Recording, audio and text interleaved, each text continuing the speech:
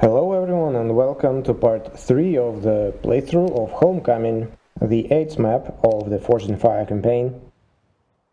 And we dealt with Shakti, notably in the previous part, and most heroes are heading to get a town portal, happy to get access to a black Keymaster tent, while Henrietta and Khevasar are getting ready to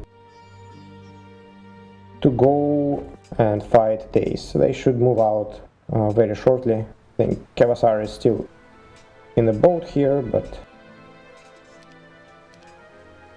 should be going back home really soon. Just as a reminder, Dace is released on day 5 of this third week.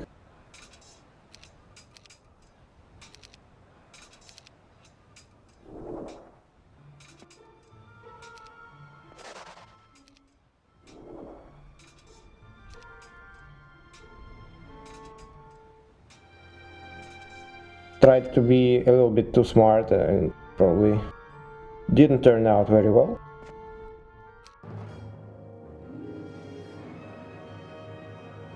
Ended up being a bit too stupid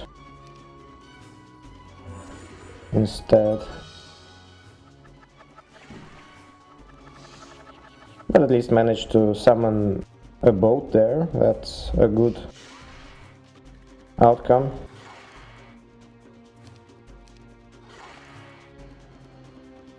Okay, that's an annoying quicksand. Unfortunately, automatons do not get anywhere there.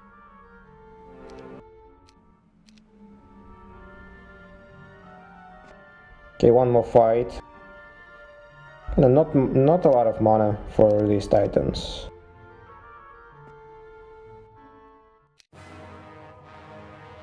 And it's almost as big, actually. I thought it was smaller. But in this fight I actually didn't forget to equip the Elixir of Life. So maybe it's gonna be helpful. Also, Juggernauts did not get stuck in quicksand. That's quite nice.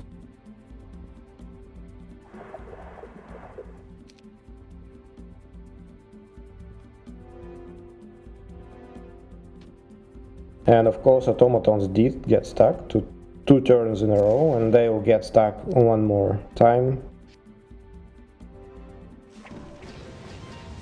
Quite annoying. Okay, they at least will be fighting right away before they will get stuck again. Maybe they can actually go around the obstacle from the top side, just follow the Juggernauts. Could be a better option than just going through these quicksands.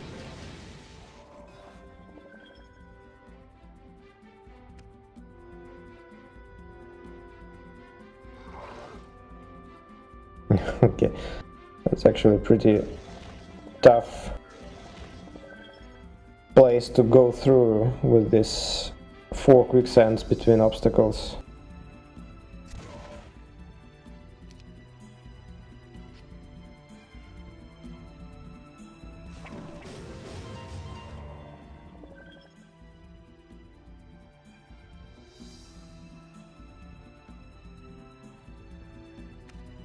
Probably gonna summon clones here for a timely repair.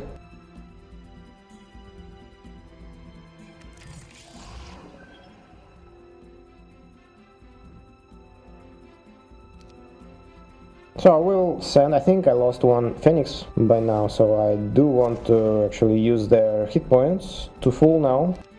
I only have 3 resurrections. And I will probably have to summon another clone at least. Unless I can really avoid losses in automatons, which could be true.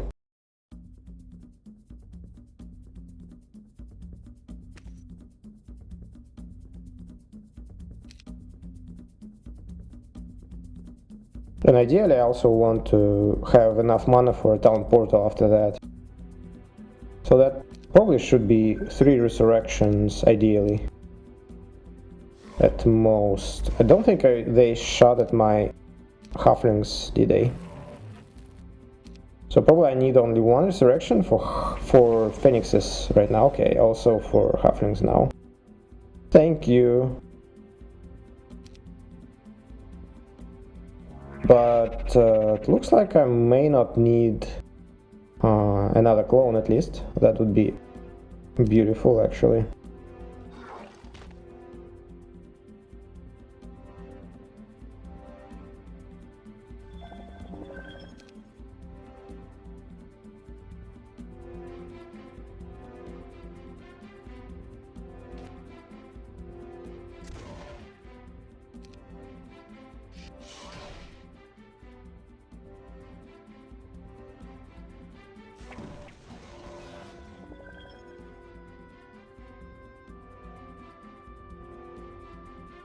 Okay, I may have gotten lucky there.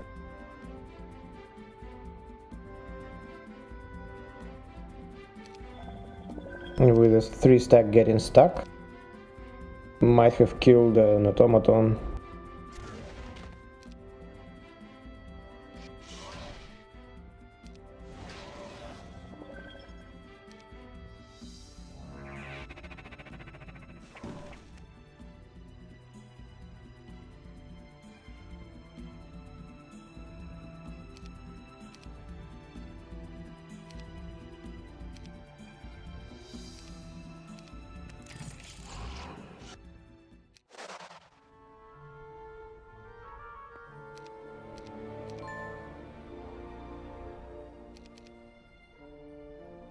Okay, so she will go get on a boat actually next day. I want to take that Pandora box with Wynona, the one on top of the map.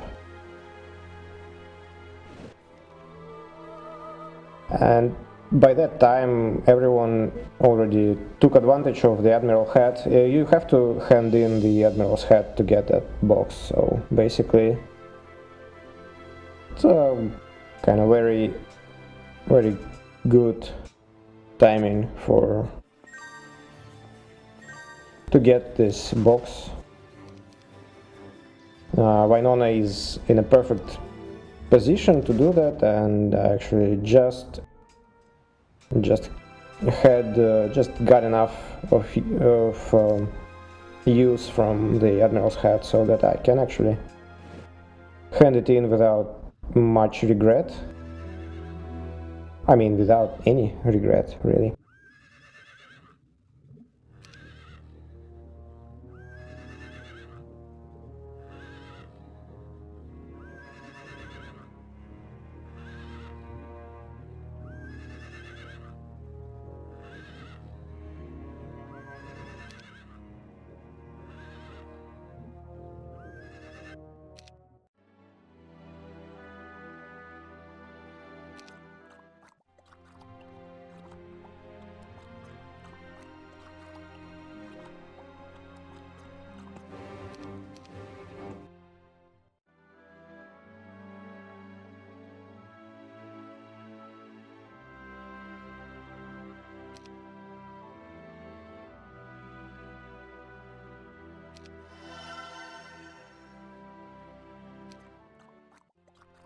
I need to get more wood. I think I'm looking to upgrade Quattles next day, and I need 10 more wood for that.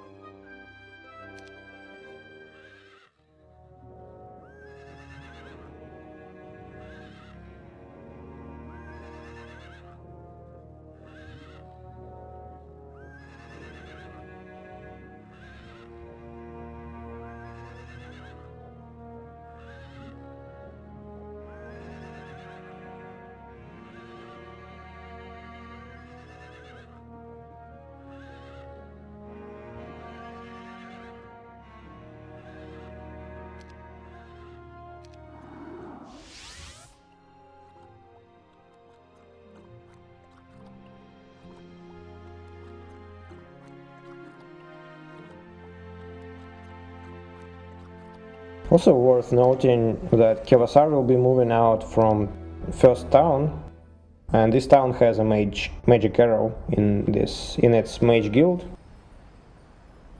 And I should be careful when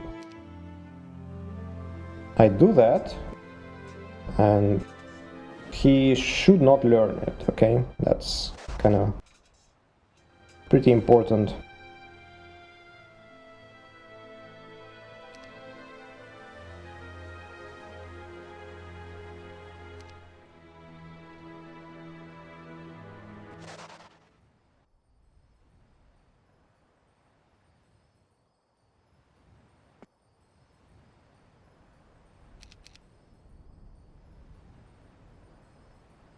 Yeah, I forgot he had the Admiral's hat, of course. So he's gonna go this day.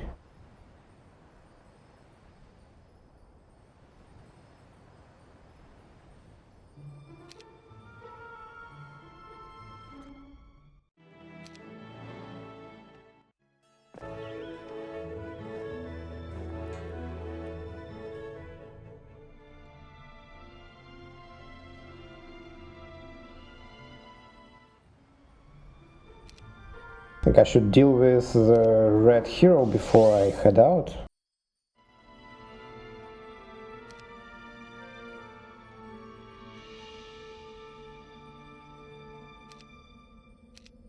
Yeah, Henrietta was waiting on this watering hole to get some head start with logistics.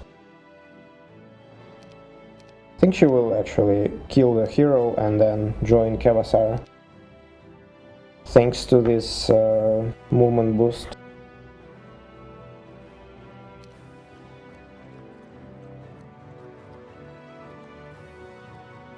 And as you can see, I already teleported Khevasar here, and I immediately moved him out of the town without entering it, so that's why he didn't learn anything, and now I used Bertram to be an intermediary between Henrietta and Khevasar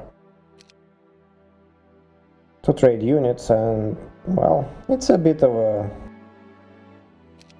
complication, and I will occasionally forget about it, and I not just will, I think I already by this point messed up once or maybe twice and had to replay. Kind of hard to actually notice in time. Sometimes you may play for a few days and then just randomly realize that Khevasar has some damage magic in his spellbook, and that's very unfortunate. And you basically end up replaying after that. Not a fun experience, I have to admit. But to be fair, on this map you really don't need Khevasar's this unique property to fight anything, but I mean, I won't be using this property of his past Dace, for example, so when I deal with Dace, I don't need this no magic, no damage magic hero anymore.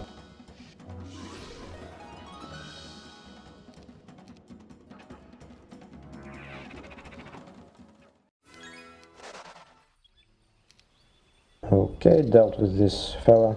It was pretty easy, as you can imagine. Now, very nice coincidence that Celestine was visiting the warehouses here, and she can actually serve as a stash for my units to increase movement speed of Henrietta.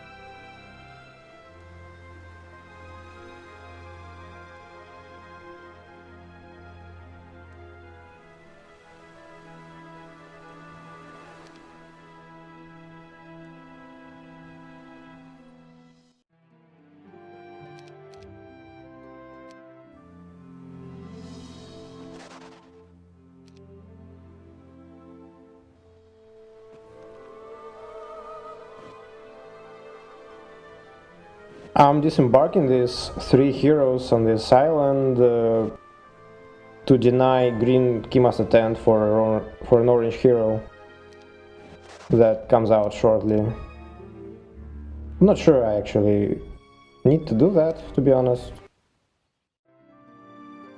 Like green Keymaster tent, I don't know if even there is any value in it for orange.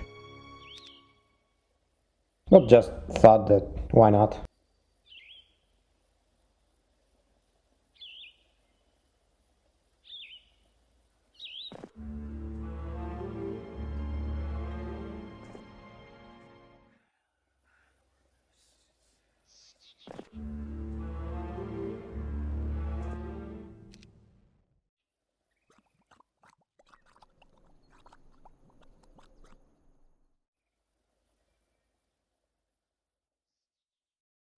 Also, this is a day 3, so I think it should be the time when there are 2 more invaders coming in.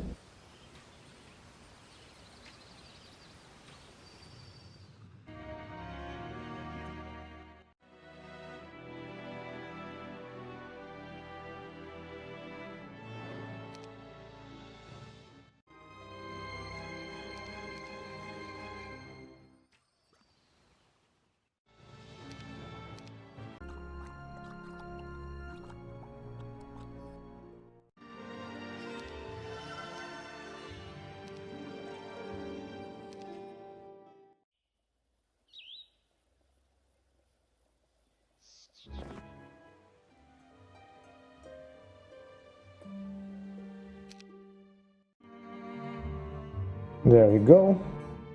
Actually, this one, the first invader actually picks up the pendant of a free will that I just didn't bother to pick up, and maybe complicated this fight a little bit for myself. Maybe it would be worthwhile to even get a hero, like just a fresh hero from tavern, pick it up and then just dismiss along with the item. That's... you don't really need it yourself.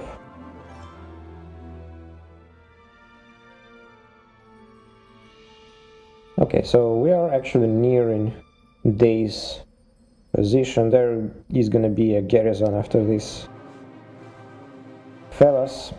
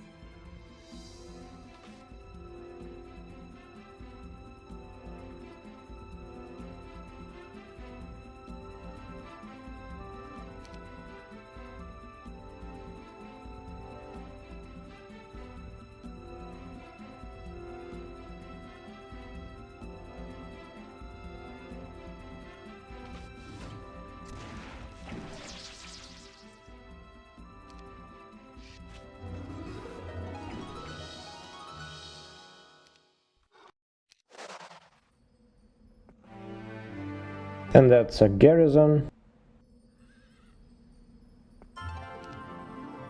I need to trade units now.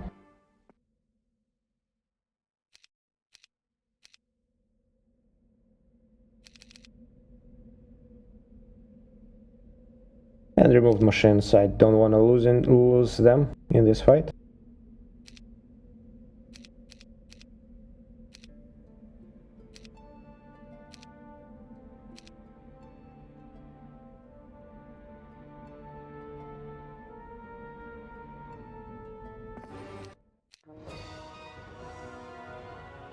Okay, that's pretty crazy defense, as you can see, and that's an anti-magic garrison.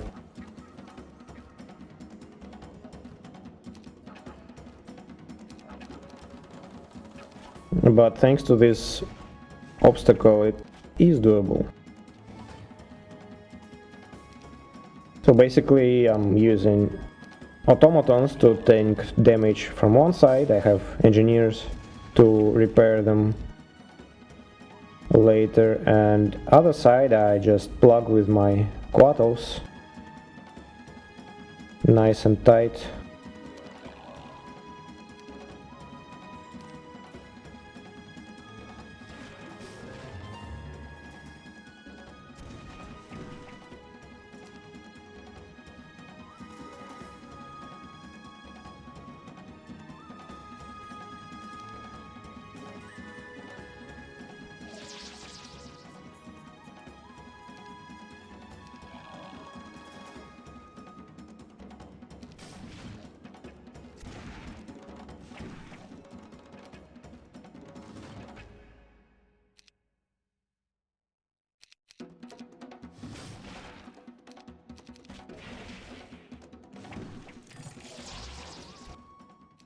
There we go.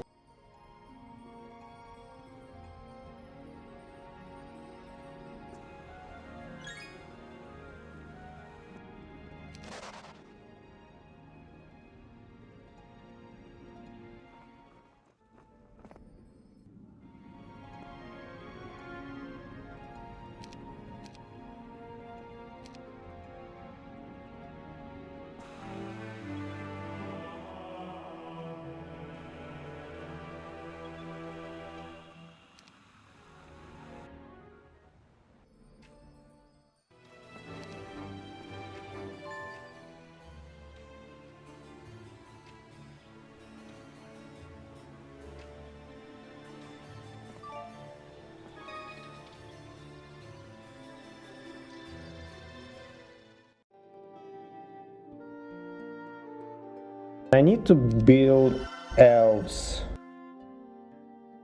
and upgrade them actually.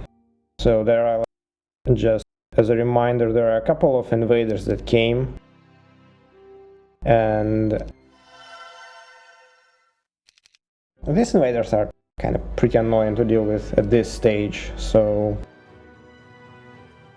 my plan is to use like a big elf stack to deal with the one that goes from the top, and to have this big elf stack I need to actually build and upgrade the dwelling so that I could upgrade my unupgraded elves.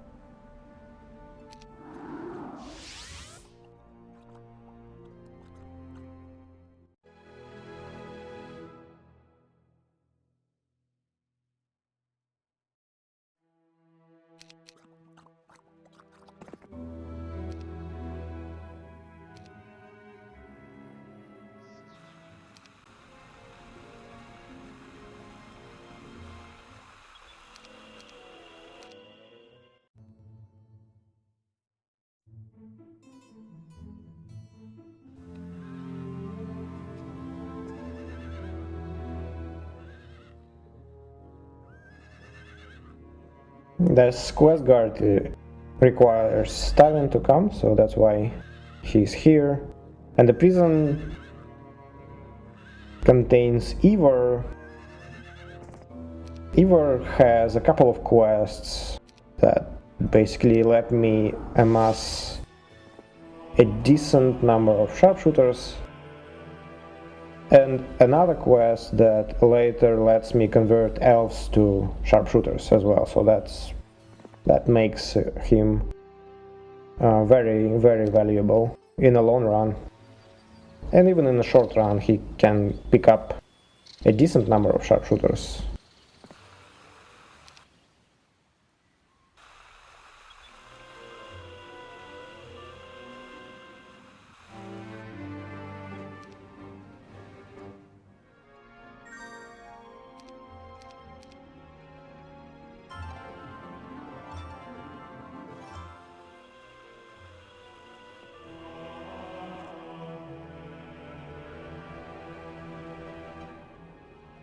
Okay, time to trade armies.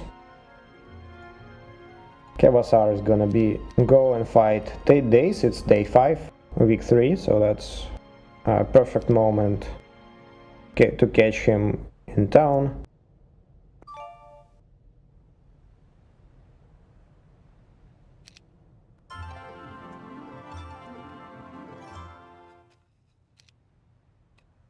So I bring these 3 stacks, 2 of which are unaffected by Berserk, and the third one is affected, so I should be a little bit more careful. And I will move Coatls far from my 2 other stacks. This way there is always an enemy stack that is closer to my Coatls than my other stacks, and it basically protects me from him casting Berserk. And I brought Juggernauts to destroy the catapult. And basically what it means, he's gonna be casting Frenzy. What does he have? He has Sacrifice, he has Berserk, which he won't be casting with this setup. He has Earthquake, obviously he won't be casting Earthquake. That would be quite funny. And, well, only thing he's left with is basically Frenzy, and obviously he will be casting Sacrifice. And that's a normal thing for AI. And my idea is basically to target the units that he casts Frenzy on. And I will be dealing with dragons using casting Frenzy on my own Coatls.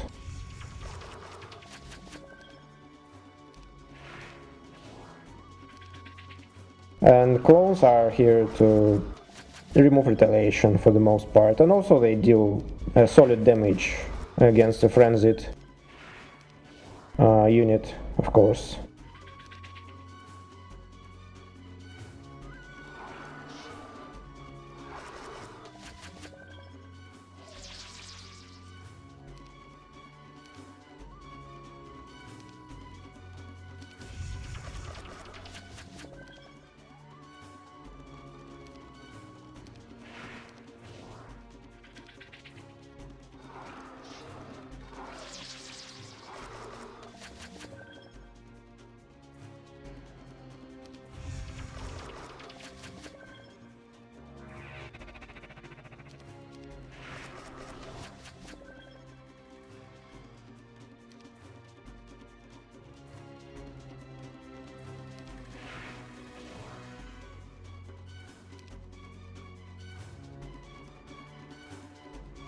For some reason he didn't cast spell before Juggernaut's turn. I was a little bit confused.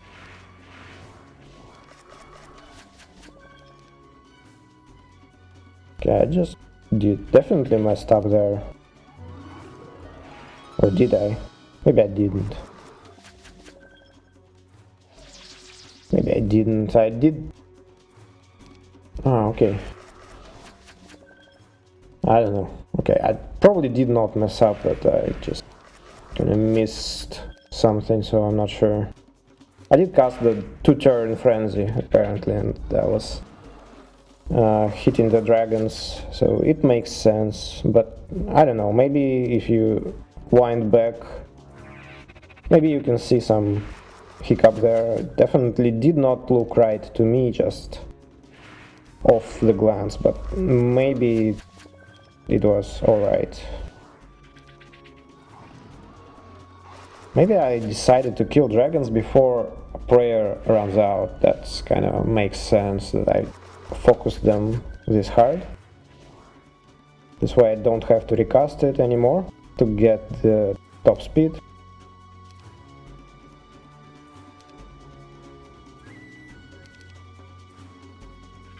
Just made sure that he already cast at this point. I don't want to summon clones before he casts a spell, because he will be able to cast Berserk. So if you pay attention that normally I do summon clones on the Juggernauts after he casts Frenzy. That was true for almost entire fight.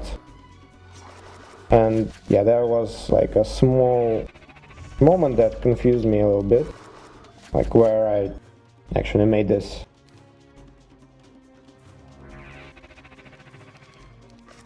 note about messing up. And yeah, he did not cast a spell for some reason before that, so I was a bit confused. And again, I actually messed up here. Summon a clone before it was the right time.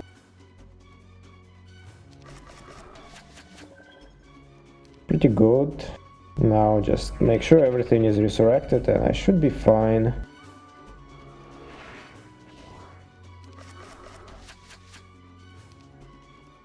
I suicided the clone to make sure that harpies do not break out. I don't know, probably it wouldn't matter, but they might have hit something. And who knows.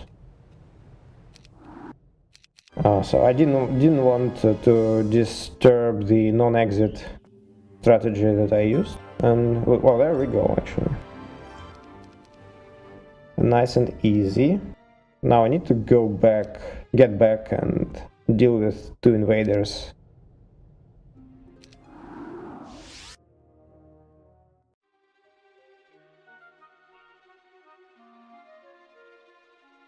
Maybe not now, maybe like next day, but I feel like the one in the south might actually be reaching the town. I'm not sure. Maybe not. I feel like he might be far enough for now.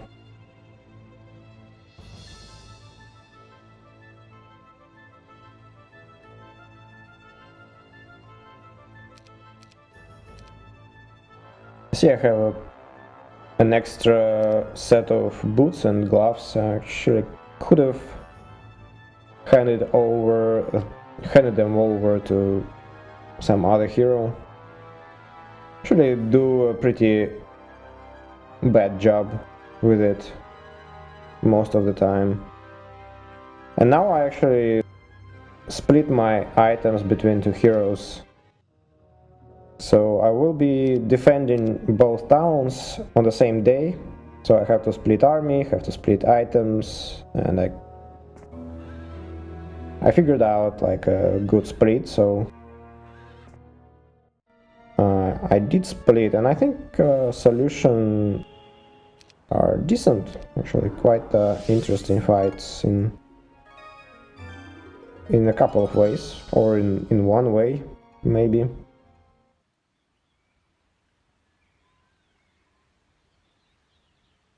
Yeah, this one should be far enough, it looks like. And the one in the north is also far enough. So they should be attacking one day after that.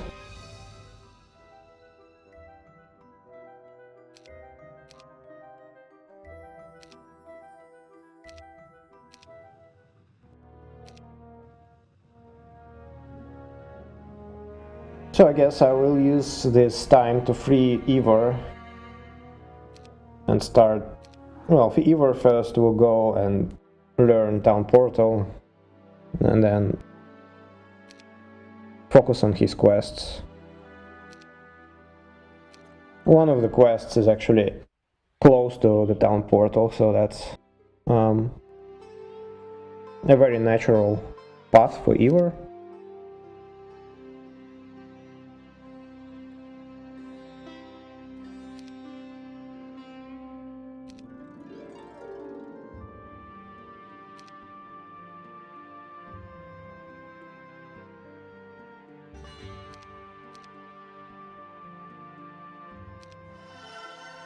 Lack of wood really hurts.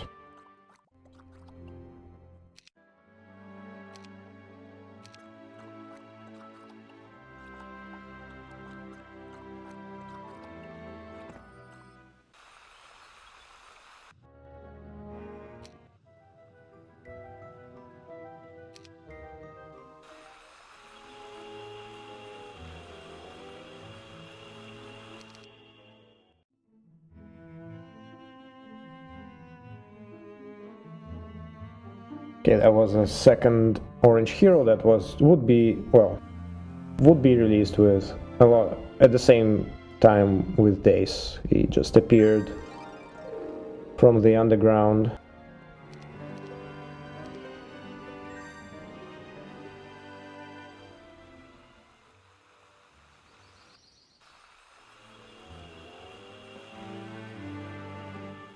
Urilla will go here. Black Market has a couple of Legion pieces.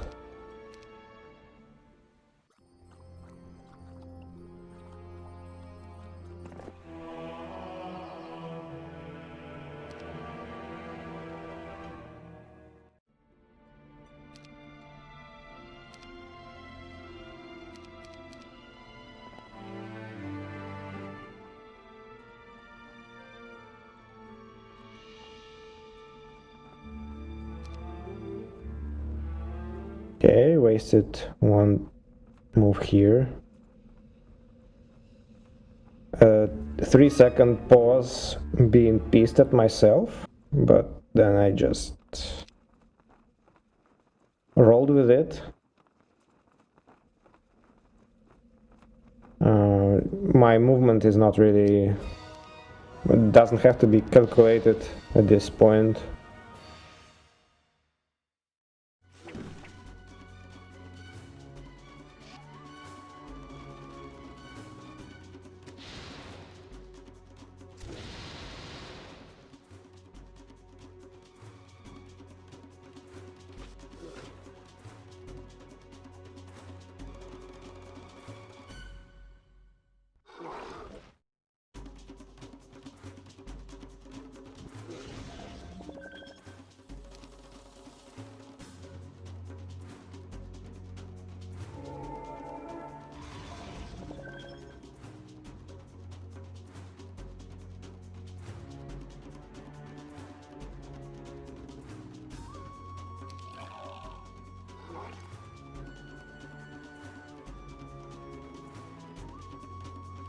I wanna keep the further behind stack alive and kill everything else.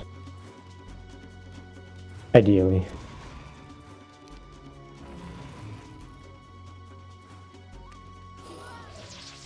Okay, this morale was very fortunate.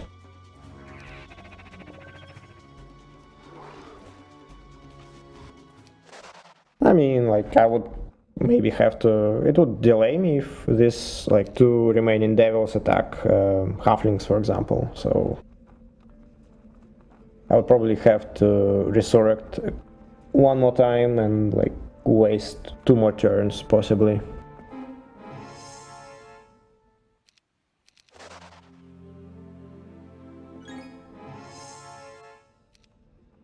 Okay, that's Ivor. He has solid number of elves and sharpshooters. I actually could have given him extra boots and gloves, I just realized.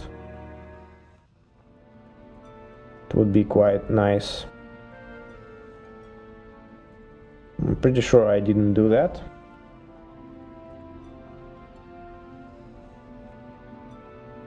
Okay, Wynona will be fighting Pyre.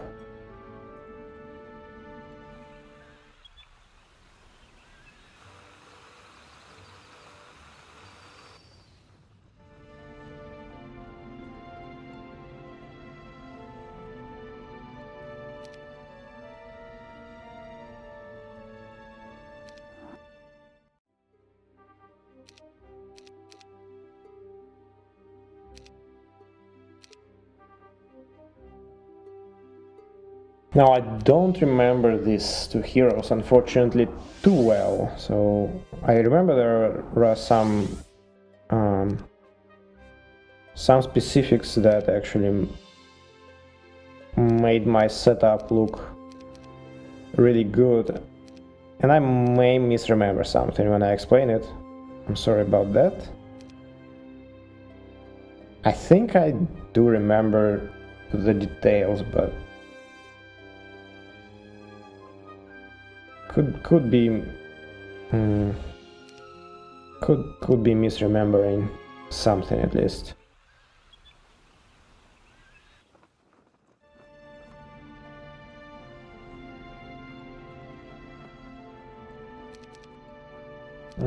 Okay, so I did prepare Wynona to fight Pyre, and if you paid attention, you could see that I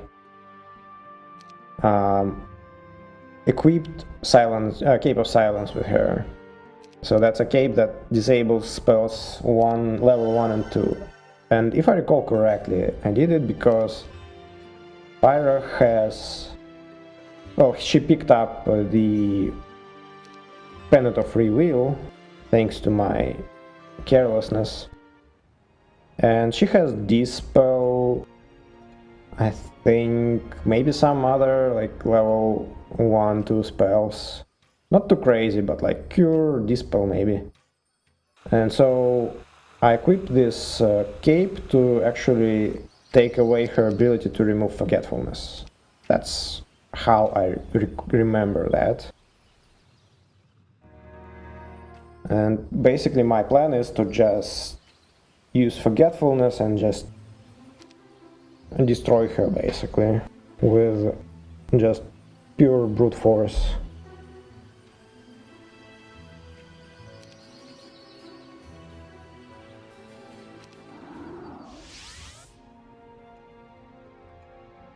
And second hero will be fighting Henrietta. I put Loinis like somewhat to the side. Don't actually remember why.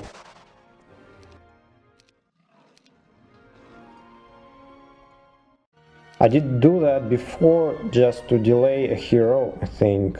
But now at this point I don't think I even need to delay that. I don't know. Maybe I just don't need Loinis anymore. And I'm not sure if I buy that. And that doesn't really... I can't really explain this decision right now.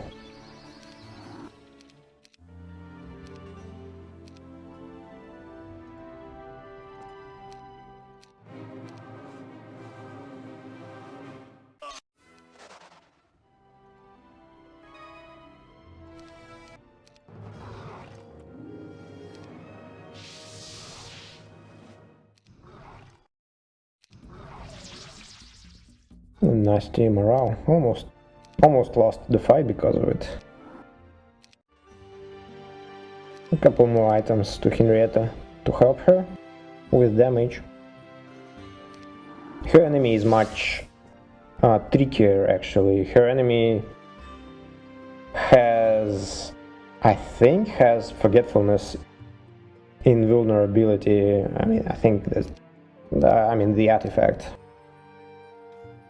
And okay, I didn't pay attention, but Henrietta should be equipping the Recanter's Cloak. And it is to disable... I don't remember the spells exactly, but I think the attacker has the Earthquake, most definitely. And probably something like a Fireball. Some damage. And probably nothing on a lower level. Or maybe Curse. I think he has Curse. Yeah. But kind of nothing other than that.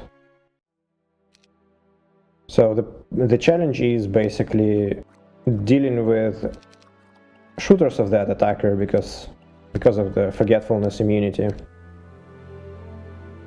He has 2 stacks, and decent stacks, so that's kind of a challenge.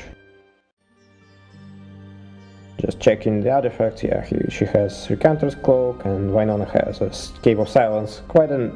I think in that sense both fights are quite interesting displays of when these artifacts actually can be used to your advantage.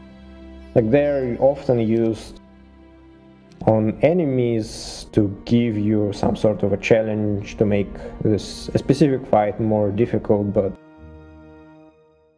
they can be very strong for you as well. so never miss this opportunity to utilize these artifacts.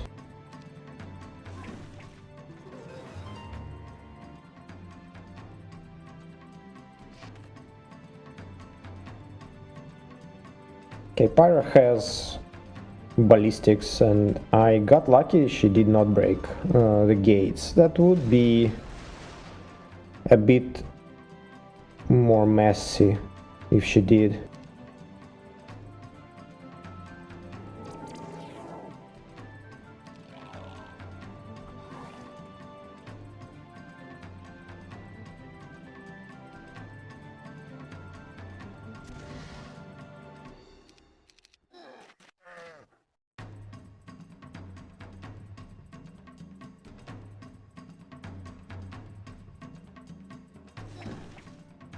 Just imagine the beam attack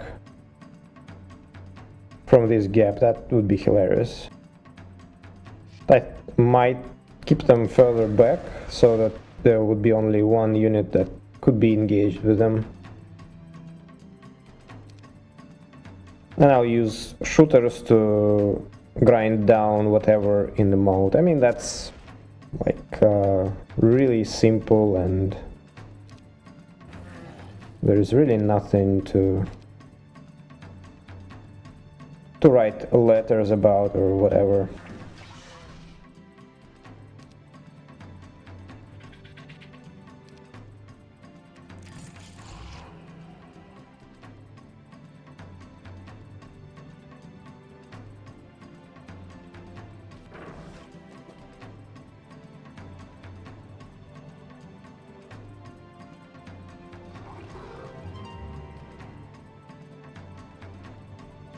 Okay, I misplaced my units a little bit, or automatons specifically, but Phoenixes had enough hit points to survive one hit from the moat. Figured it's fine.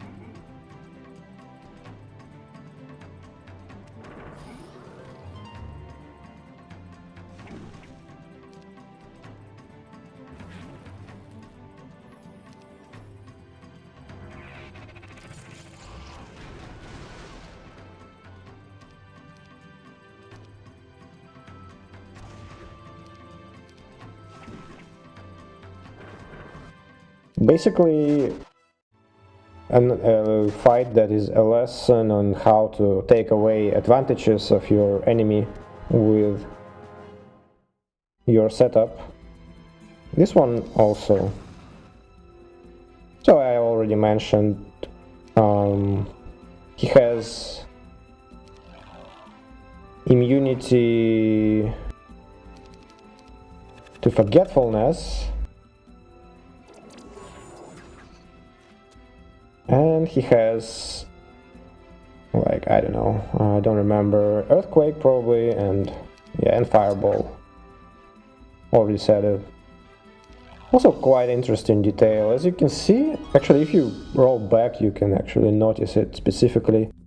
You'll see that Medusas actually went all the way around blocking Coatl. So they did not change their vertical position, even though it would be natural if they just moved one tile down and then forward all the way. So they went back up.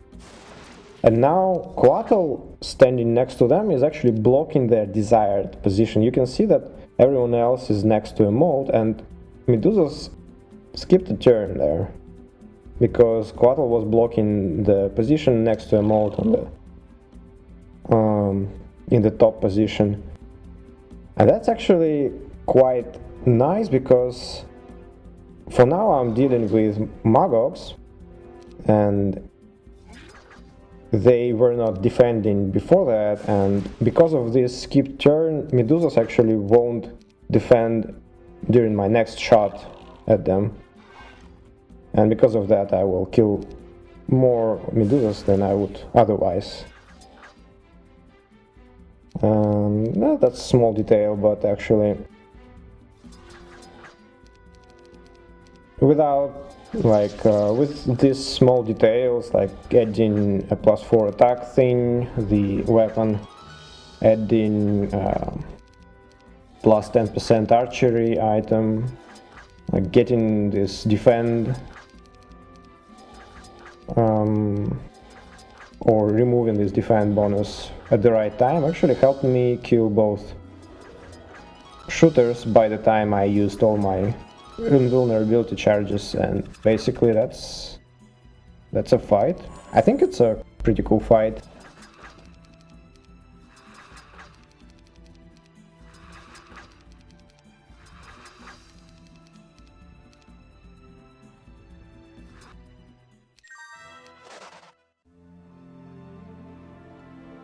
With Recanter's Cloak I could not resurrect, just a reminder, so it was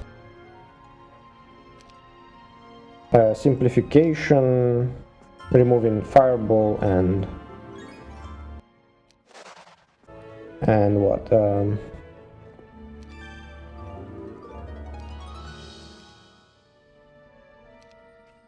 And Earthquake, but yeah, it comes with at a cost, and it's up to you to manage this cost properly.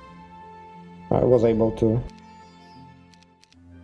play it properly and was rewarded by a nice fight and not a very difficult win, and I actually assembled a statue thanks to Yovila's detour. Just a reminder, Bertram in my starting town has already a Legion torso.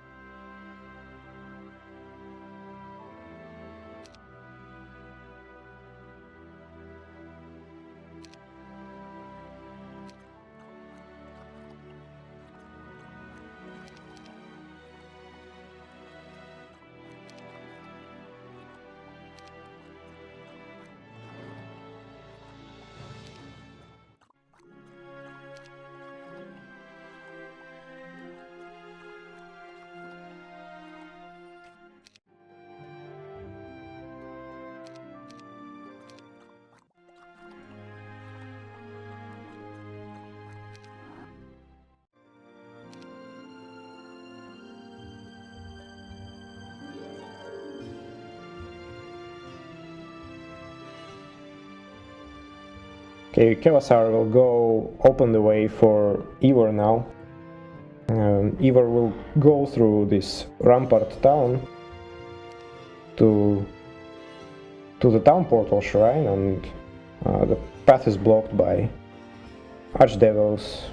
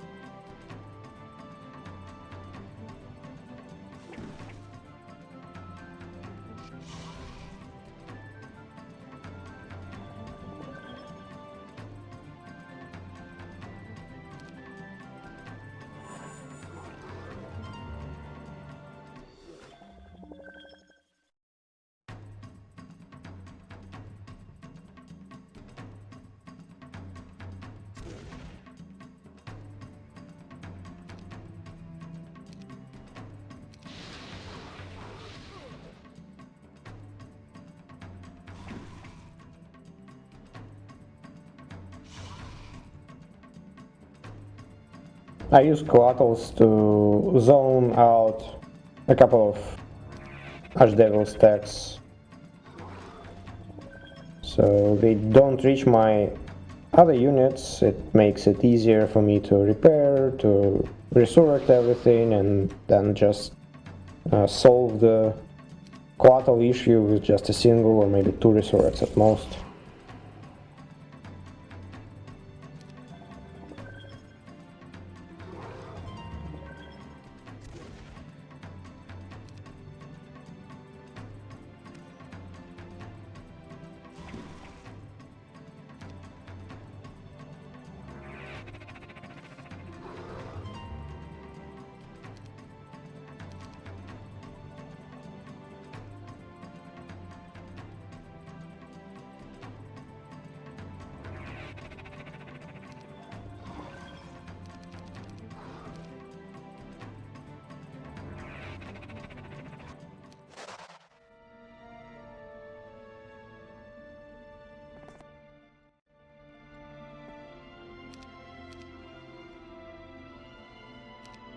There is a small quest to get this plus 15% archery artifact. It's available to Ivor, I think.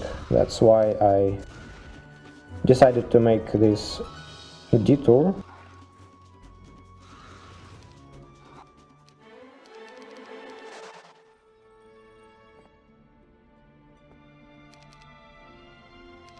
Just killed the elementals and actually didn't have to even kill them, did I? I think they could be walked around from the north. Whatever.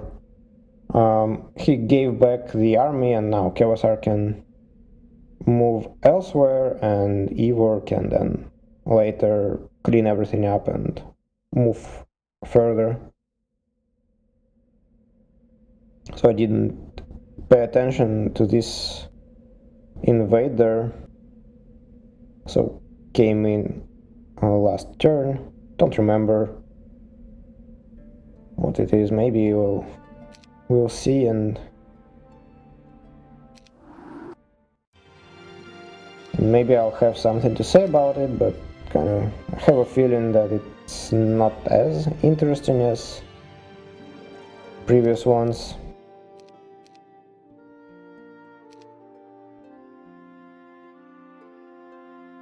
I think I will just attack it with Henrietta now.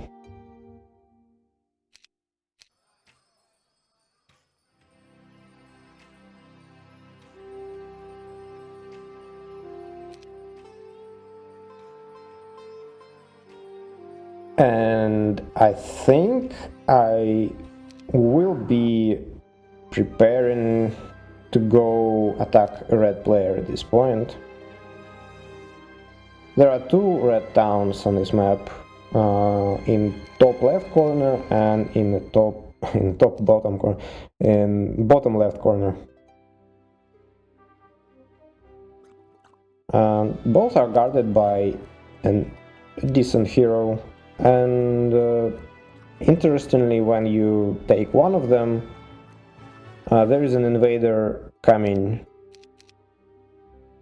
through another town, so kind of an interesting implementation mechanic. And overall, actually, I already mentioned it, but like whoever is making a Hota map or something wants to get some inspiration, some interesting ideas, like do really check out campaign maps. They're made very well and they have some very interesting ideas implemented.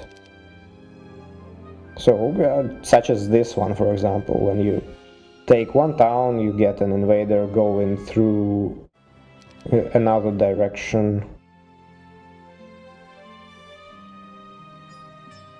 And I think that's where I'm heading actually. So Wynona will take care of this fella.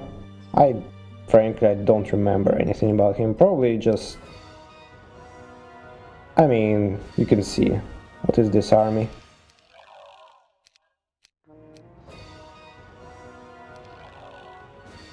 This army is not really... Maybe Olema has some hypnotize immunity or something, I don't know. Kinda looks very weak, right? Tier 5 units at most.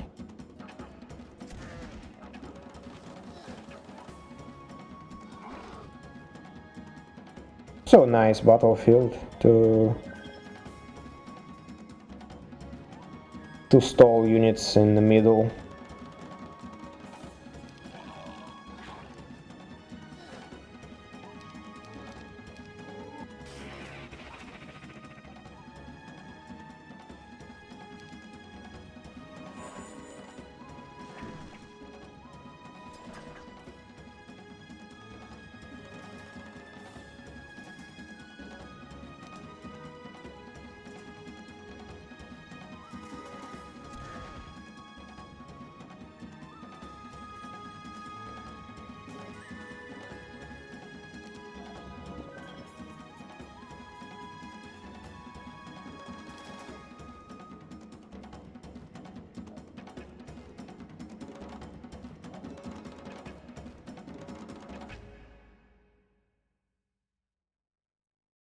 A bit unfortunate position of units, kinda either I have to go like pull back or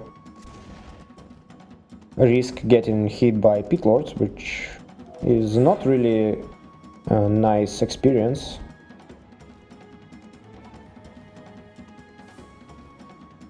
Actually, a worthwhile option maybe even would be casting Dispel.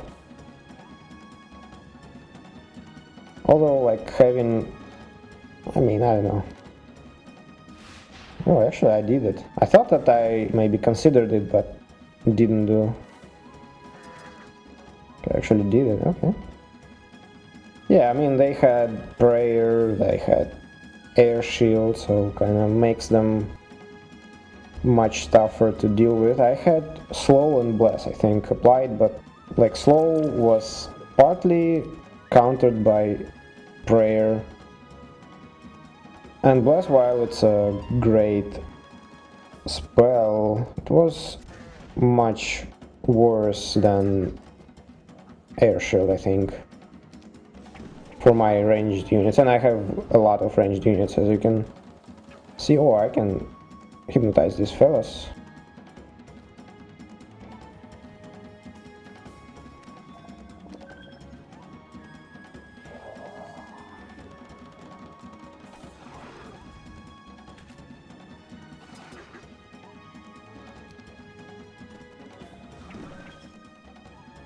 Splendid. I think Olema also has Dispel and actually uses it very willingly. Pretty sure I had to restart the fight a couple of times when it just removed Hypnotize. Like in the very end, and just messed everything up for me.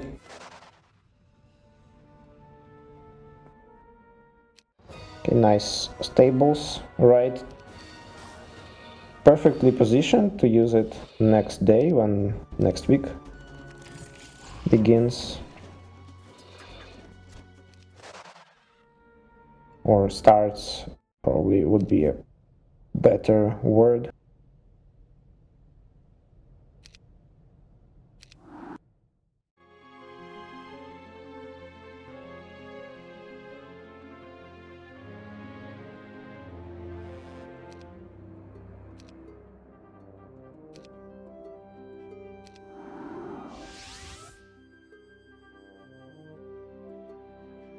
Yeah, I wanted to bring Archmage for the next fight, for next enemy hero, but I actually did not end up using it.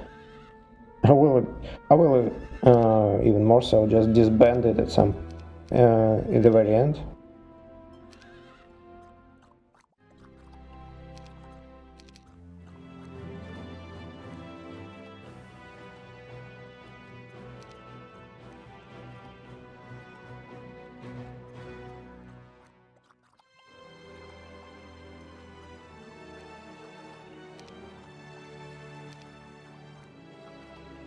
not having wood is kind of pretty annoying. Just even can't build friggin' mechanics.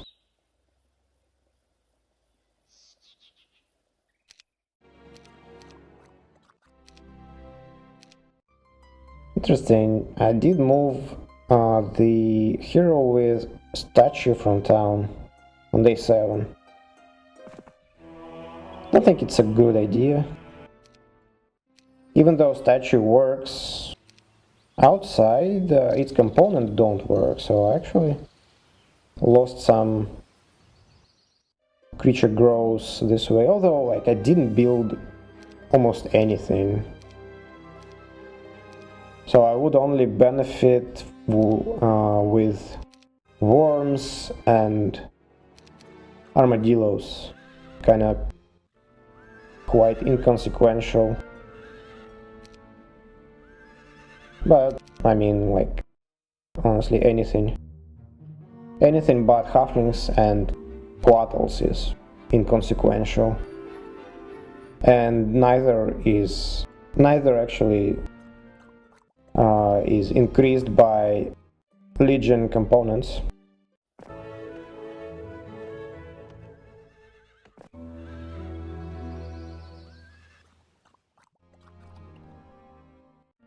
Okay, so orange hero is there, kind of somewhat threatening, but he's gonna go towards Conflux. I have some time. Definitely don't want to be running after this hero or something. Just let him or her, I don't remember. Let it come and then deal with it, and I will go for the red hero. Actually, a very interesting fight on the topic of non-exit again, but it's a different one. This fight I will take with Wynona, and I saw like a very interesting detail.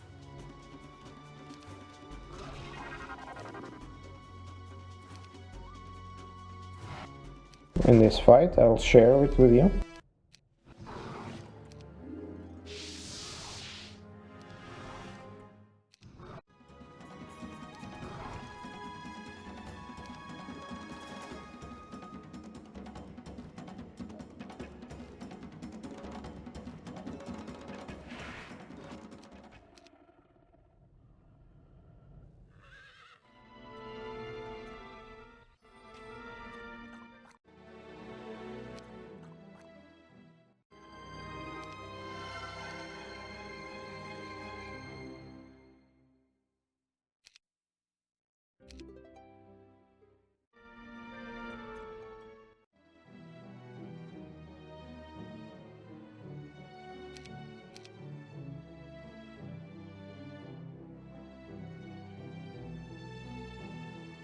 Still can't get enough money to finance my expenses. That's kind of annoying.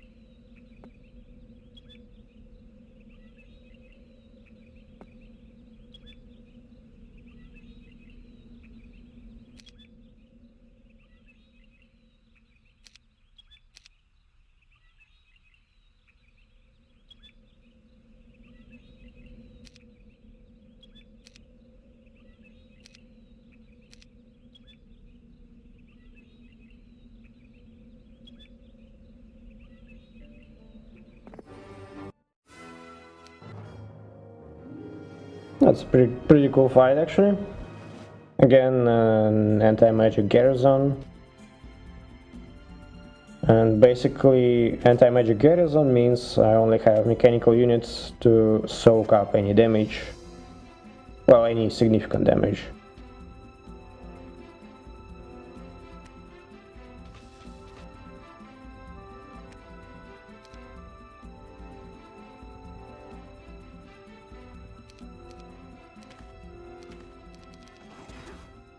So I tried to bait everything to the bottom with basically everything being exposed from the bottom. And I will plug the hole just in a second with coatls. So this way I basically make them waste at least one turn. Then I plug this hole with automatons.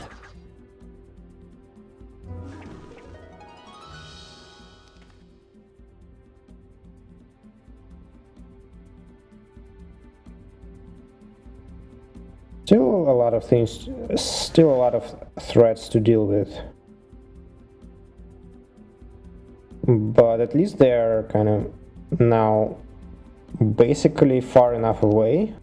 Only one should be reaching automatons and everything else has to basically waste another turn.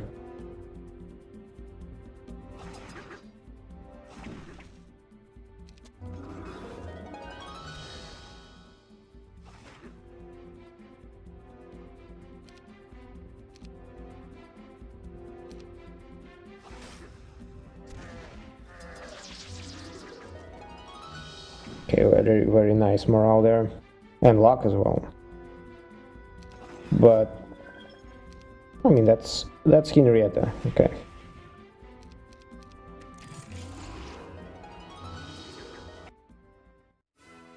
Two wasted skill slots.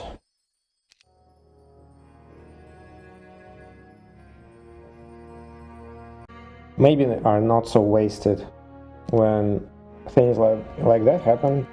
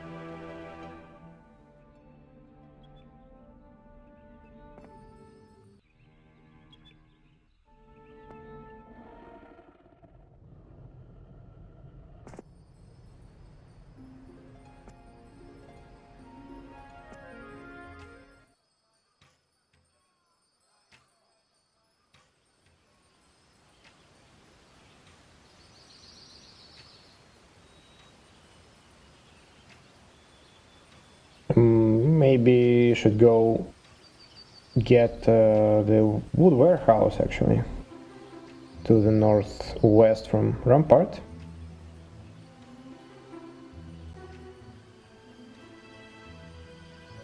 Yeah, probably that's where I'm going. It's really not a bad idea.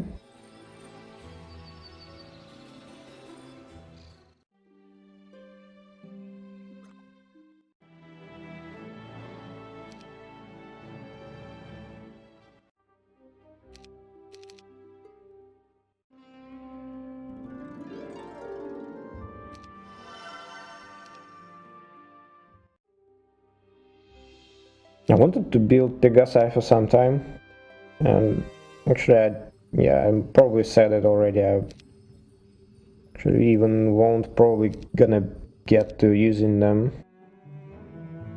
Oh, if you noticed a hero there appearing for a second on the right side, that's where, yeah, that's Gunnar. I don't remember actually what I mean, maybe it's me taking the Dace down actually makes orange players start getting crystals and being able to go out through the quest guards that block him for some time.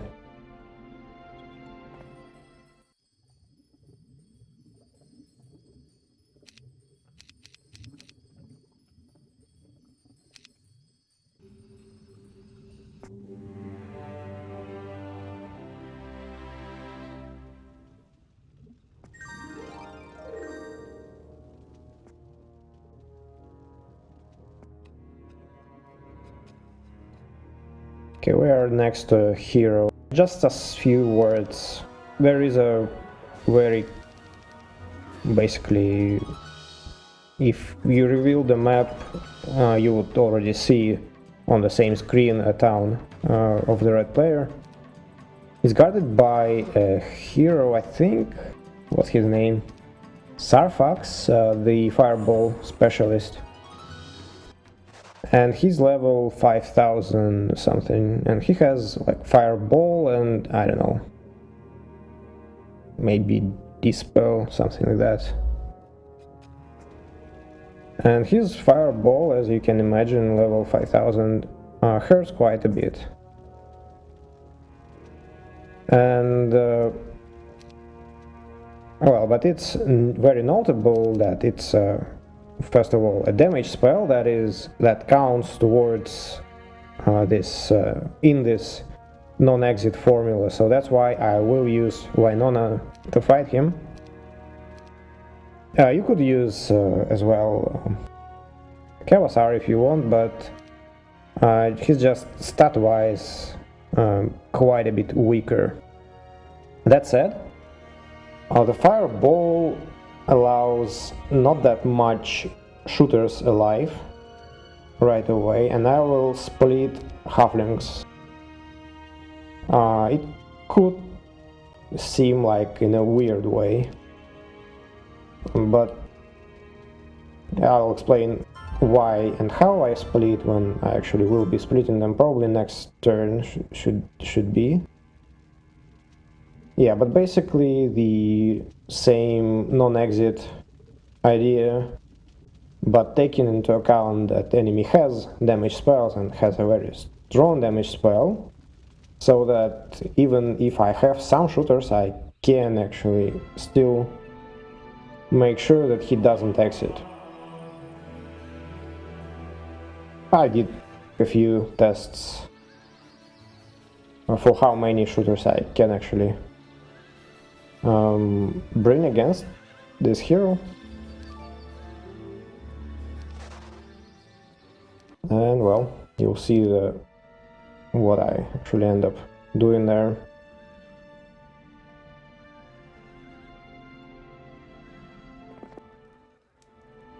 Got a bunch of gold dragons. Honestly, I have no idea where would you need them. I think I used them like in a couple of fights maybe. Don't remember even if... I think I didn't even get the 35 dragons. Yeah. There are dragons that you can get from the seer here. 35. You pay some resources for them. I'll get them later, but maybe I will send Henrietta now.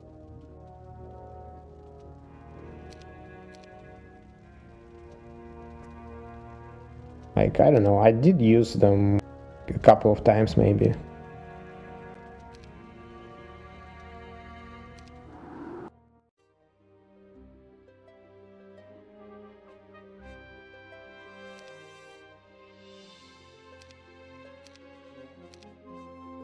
Yeah, okay. Henrietta goes there.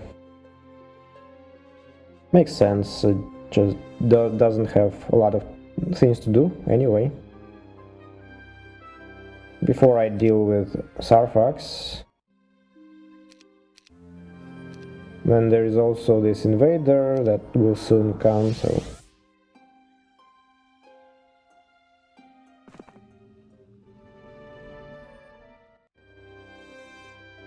can't really, probably shouldn't at least, invest in many, like in long-term plans at this point, until I'm done with this too. And also when I deal with Xarfax, there will be a few invaders coming almost at the same time, so I will have to handle them before I can do anything else.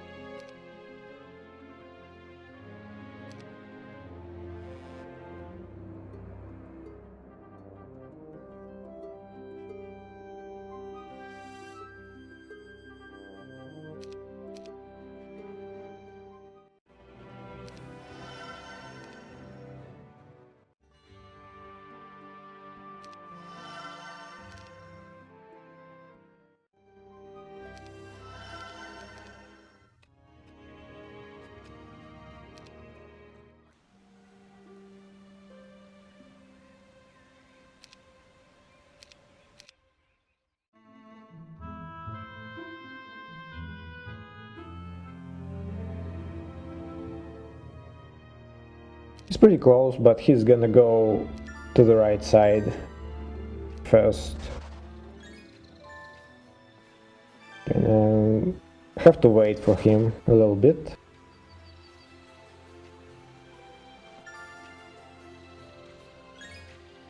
Which, frankly, I think it would be more convenient to deal with him right away than to just wait and waste time potentially later.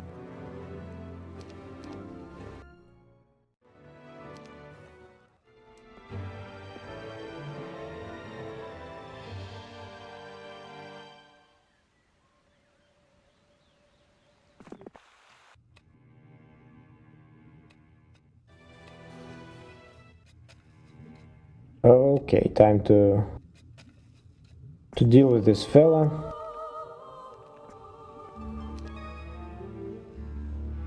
Probably should save now, and probably was running tests after this save, and now we'll see the split. So I figured that I need to split my halflings, because Fireball basically kills everything I have, and I need to keep my ammo card alive. So I guess I'm gonna be splitting my halflings. My primary stack is gonna be 120. That's the number I decided is low enough to avoid exit. And every other stack is basically the number, give or take, low enough that I can erase it in a single resurrection. And I need to be able to do that.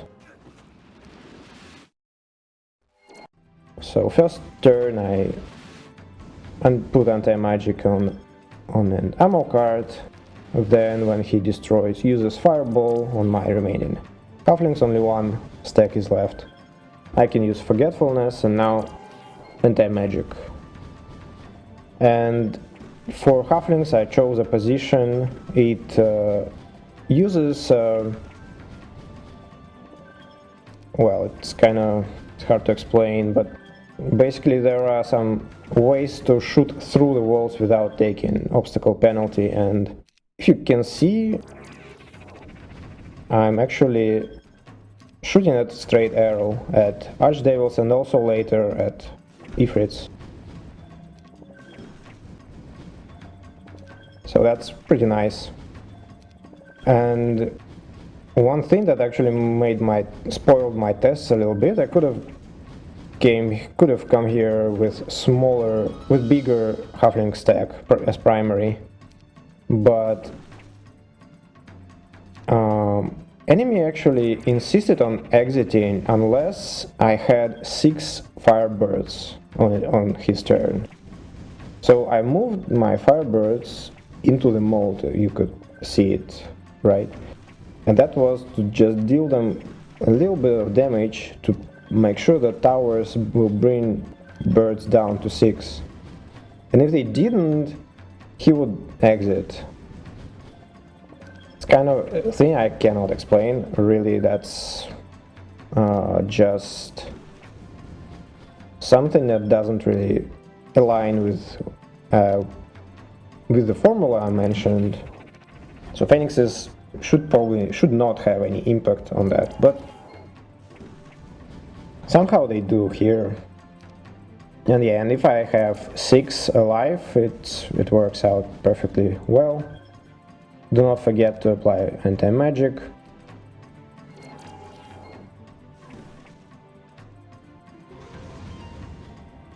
Basically that's how it looks. I need to deal with both flyers before I start resurrecting other halflings.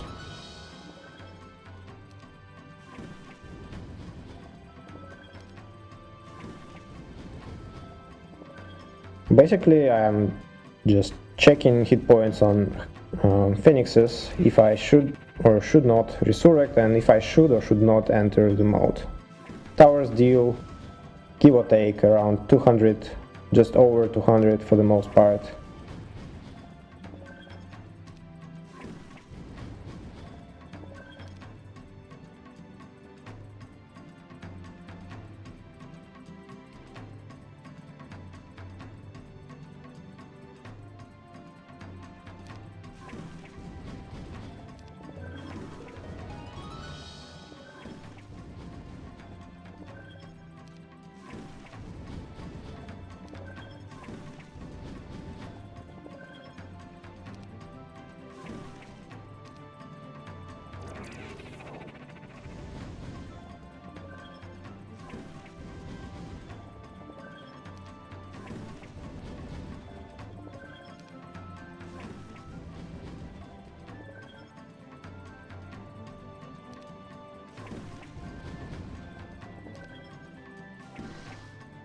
Okay, now it's time I can start resurrecting everything else. And you should resurrect and apply anti-magic right away, so you have to be waiting with phoenixes and basically whatever you do when you need to cast 2 spells in a row.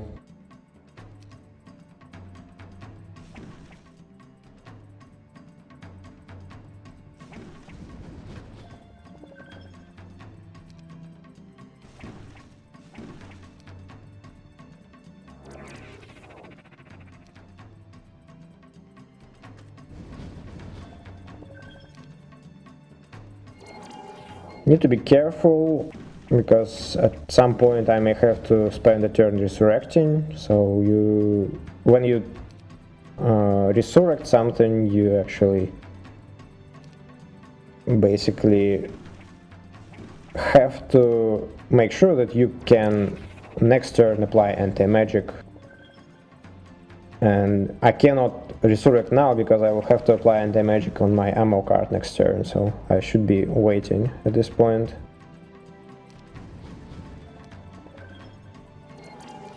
And I also will have to apply forgetfulness probably.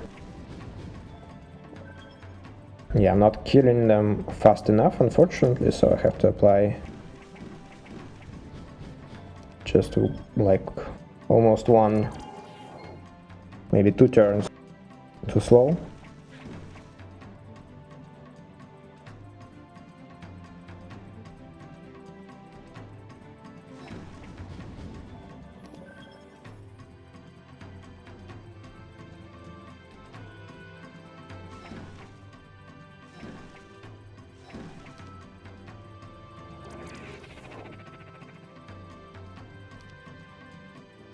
I think from this style, these halflings will be able to shoot at horned demons at straight arrow.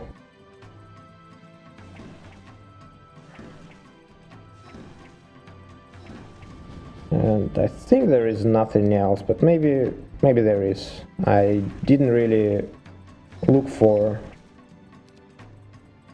very hard, so primary concern was to deal with flyers fast, so this tile where my 120 stand was kind of very big for that, but everything else is less impactful.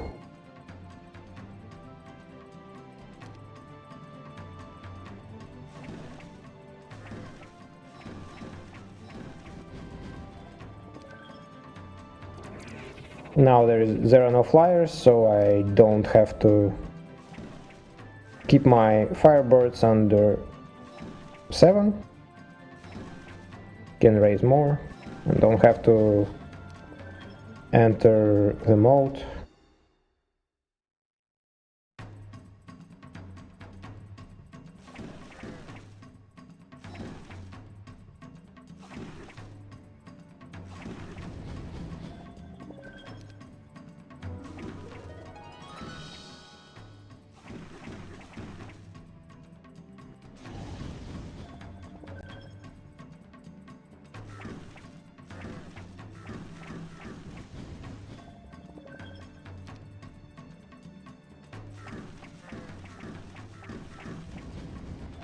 At some point, towers will start shooting at halflings. Kind of pretty common. Happens when AI actually realizes that it's losing, finally. And yeah, it's we can deal with it, fortunately. Because, you mean, like, what's the problem? But obviously there is halflings have anti-magic applied, so you can't resurrect them this way, so have to come up with an idea.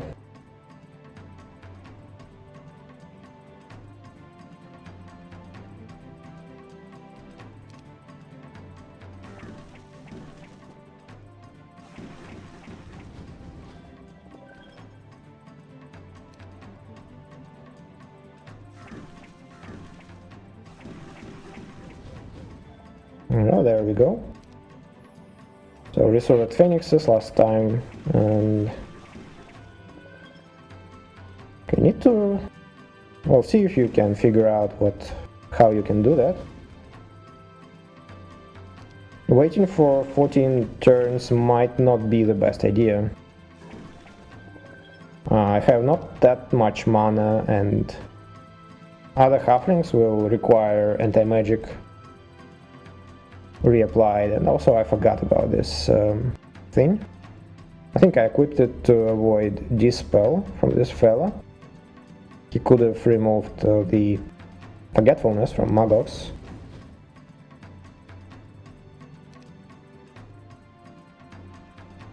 Okay, have to apply anti-magic in a couple of turns.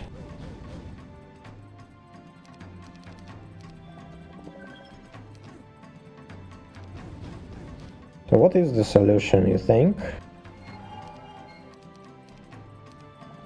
I'm sacking them.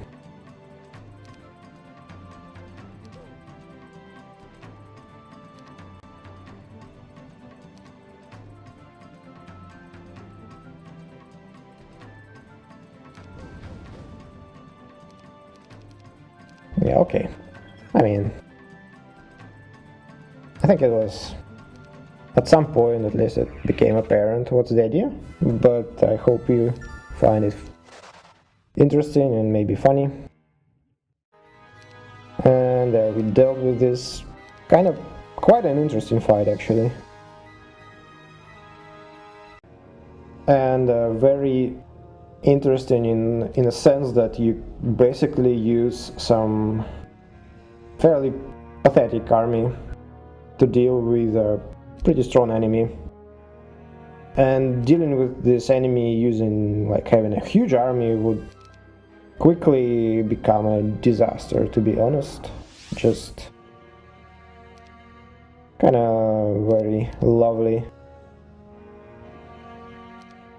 puzzle.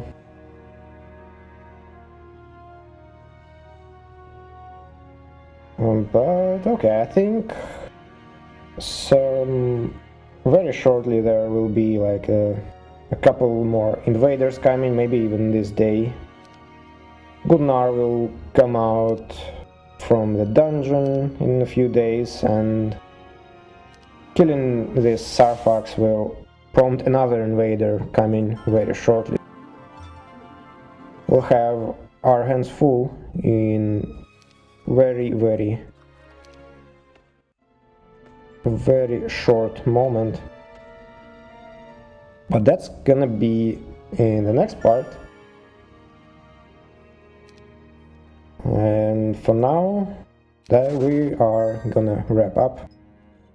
As usual, thank you for watching. I hope you enjoyed it and maybe found interesting or instructive. Please let me know what you think in the comments below, and I'll see you in the next one. Bye.